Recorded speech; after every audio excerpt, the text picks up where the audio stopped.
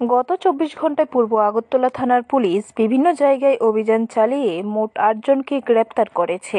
বুধবার সকালে রাজধানীর চন্দ্রপুর আইএসবিটিতে পুলিশ ৫ জন গাঁজা পাচারকারীকে আটক করেছে। এর মধ্যে ৩ জন মহিলা। ধৃত গাঁজা পাচারকারীদের নাম প্রণজিৎ কুমার, চান্দেনী দেবী, মুন্না কুমার এবং সীতা দেবী। তাদের প্রত্যেকের বাড়ি বিহারের বিশাল জেলায়।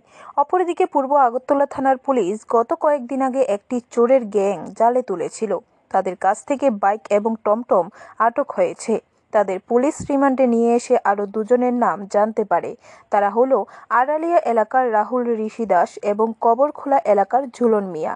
তাদের ২ জনকে আটক করে পুলিশ আরও একটি টমটমকে আটক করেছে। একই সাথে জগহরি মুড়া এলাকার স্বপন মিয়া নামে এক নেশা সেবনকারীকে জালে তুলেছে পুলিশ। এ ধরনের অভিযান আগামী দিনে অব্যাহত থাকবে বলে জানান মহকুমা পুলিশ আধিকারিক। এনডিপিএস এর ক্ষেত্রে একটা সাফল্য পাওয়া গেছে।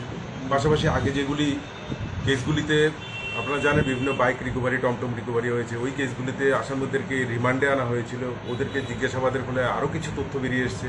সেগুলির ক্ষেত্রেও অ্যারেস্ট করা এবং কিছু রিকভারি এগুলি সম্ভব হয়েছে। বিশেষ করে আজকে যেমন আইএসবিটি চন্দ্রপুর থেকে 14 কেজি মানে গাঁজাসহ যারা এই ঘটনায় জড়িত তাদের 5 জনকেই অ্যারেস্ট করা হয়েছে। পাশাপাশি ব্যুরো রিপোর্ট, খবর ত্রিপুরা।